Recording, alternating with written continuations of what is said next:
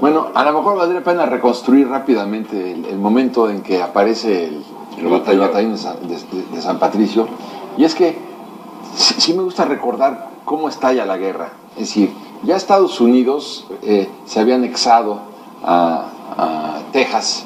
Y al anexarse a Texas, se le anexa con las fronteras que tenía Texas dentro del departamento de Coahuila y Texas. ¿Cuál era la frontera entre Coahuila y Texas? El río Nueces. El río Nueces. Entonces, no el río Bravo. No, el río Nueces. Era el río Nueces. Entonces, el conflicto, bueno, armado muy insignificante que se da en Carricitos, es en territorio mexicano. ¿Por qué? Porque fue al sur del río Nueces, no al sur del río Bravo. Entonces era territorio mexicano porque Coahuila era y es territorio mexicano.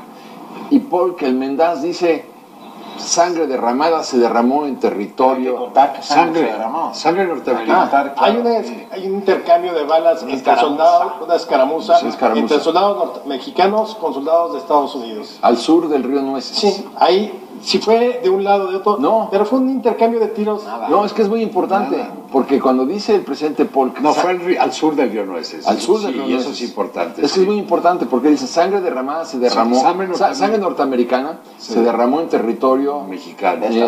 Norteamericano. Claro. Es cierto, sí. Sangre norteamericana se derramó en territorio norteamericano. Sí. No es cierto. Se derramó sangre norteamericana en territorio mexicano, porque era al sur del río Nueces, no al norte del río Nueces. Entonces, bueno, ahí es esto lo que da como consecuencia. Sí, está bueno, de 3 muertos, ¿no? Por eso, sí, pero independientemente de que Estados Unidos tuviera razón y hubiera sido en su territorio, eso no era un casus belli. No. O sea, hay una... ¿Cuántas veces lo hemos vivido? Los mexicanos muertos en la frontera, etcétera. Sí, pero lo que quería Estados Unidos era un pretexto para invadir y quedarse con el oeste de la Nueva España, de lo que había sido la Nueva España, para tener una salida por el Atlántico donde se habían encontrado las 13 colonias, y para tener una salida por el Pacífico. Por eso se llama transcontinentalidad. Eso era lo que buscaban los mexicanos. Exactamente. Bueno, pero eso está clarísimo. Por eso es que no está justificado histórica ni políticamente el hecho de que hay una batalla al sur del río Nueces que tiene como consecuencia la pérdida de más de 2 millones de kilómetros cuadrados, la mitad del país. Pero veamos ahora qué pasa con el batallón de San Patricio. Espera, porque apenas es...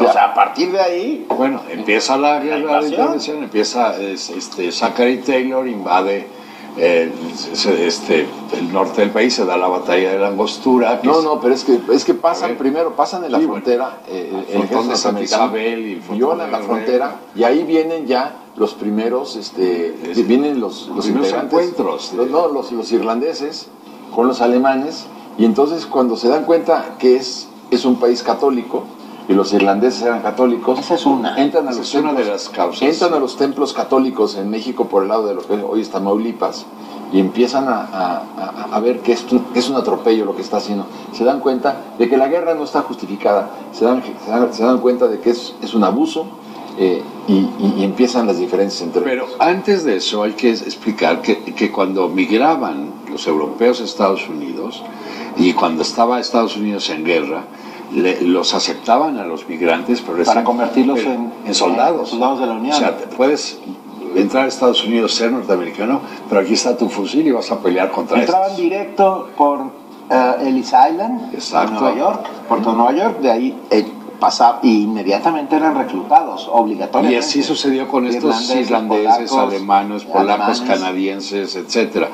Y así empiezan a integrarse estos irlandeses que van a conformar el batallón de San Patricio a las tropas norteamericanas invasoras de Zachary Taylor. Pero Zachary Taylor encabeza ya, digamos, el ejército que viene por el norte de México. Exacto. Porque luego hay otro que es el de Scott, que viene por la ruta de Cortés. El Scott, que viene por Veracruz. Sí. Bueno, ahí con Taylor es donde vienen estos soldados irlandeses con los alemanes, y al darse cuenta de que era un abuso y que no estaba justificada la guerra, deciden cambiar de bando.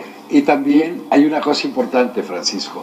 ellos reflexionaron y se dieron cuenta que lo mismo que los estadounidenses, que los yanquis estaban haciendo con los mexicanos, era lo que los ingleses les habían hecho a ellos en Irlanda.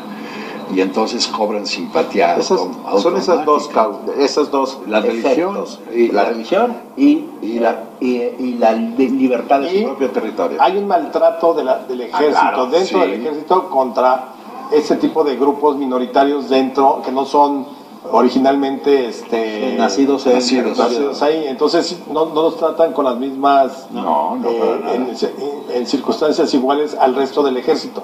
Bueno, hay una primera batalla en Monterrey. La de Monterrey, sí, que es importante, y ahí empiezan. Bueno, pero es muy importante la batalla, porque esta batalla la estaban ganando precisamente estos, porque tenían artilleros de lujo, los irlandeses, y Ampudia, que era el defensor mexicano. Hay un momento en que se desespera, cuando le dice Really, no, vamos a seguir luchando, se desespera, y bueno, se rinde cuando Taylor está prácticamente reconociendo la derrota. En Monterrey. Pero igual pasó en la Angostura. En la Angostura también Taylor se sintió derrotado, pero Mariano Arista, que tenía negocios con los tejanos, les ordenó a sus soldados que no dispararan. Y esa batalla se perdió por una traición de Mariano Arista, que luego fue presidente de la República. Fue fundamental la traición, pero a cargo de Santana, porque es cuando se descubre que Antonio López de Santana tenía relaciones inconfesables, secretas, con el presidente Polk, y había mandado a Alejandro Atocha, nada menos que a negociar con el presidente Polk de los Estados Unidos, para que a cambio de $30 millones se dejaran perder la guerra.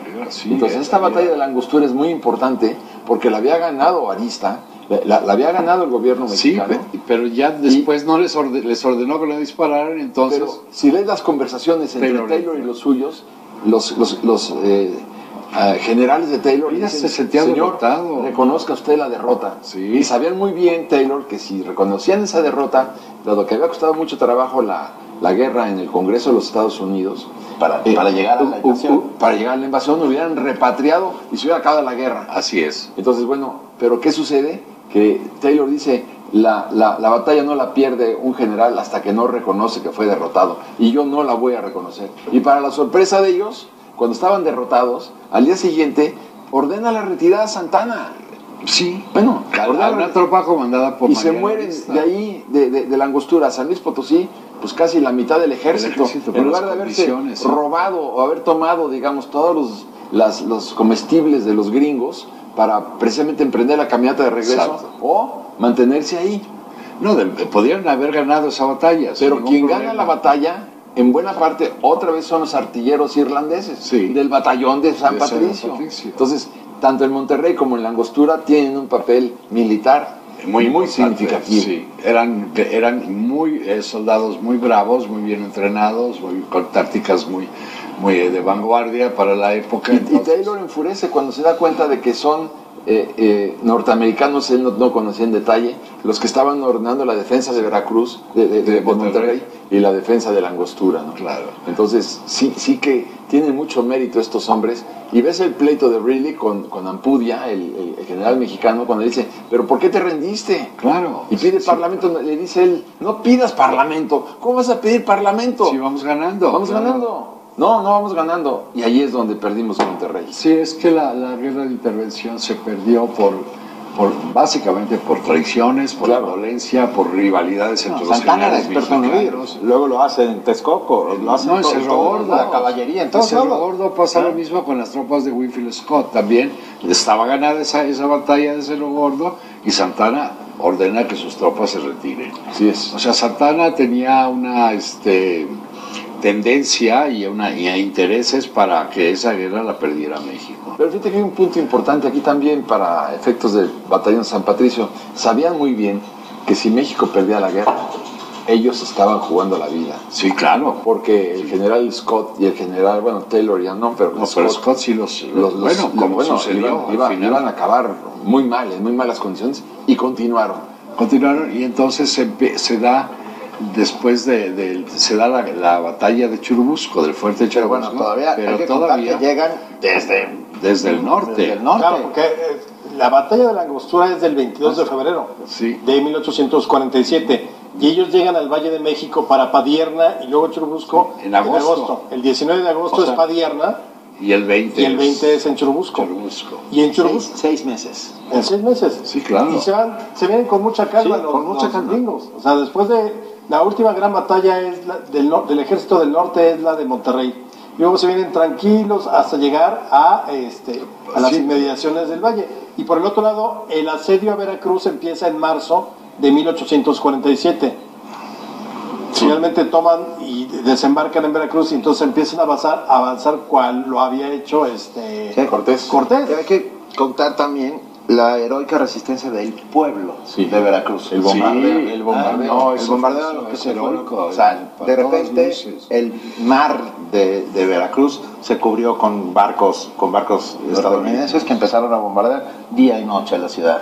Y con la excepción heroica del cuerpo de soldados navales del puerto, que era la escuela naval del puerto, la escuela naval del puerto y es que ahí te hablan los amigos de la escuela naval del puerto, que son los cadetes de la escuela naval, más el pueblo de Veracruz, porque el ejército se retira. El gobernador ordena que se retira. Así es, claro. Pero son ellos los que dan la resistencia. Pero por supuesto.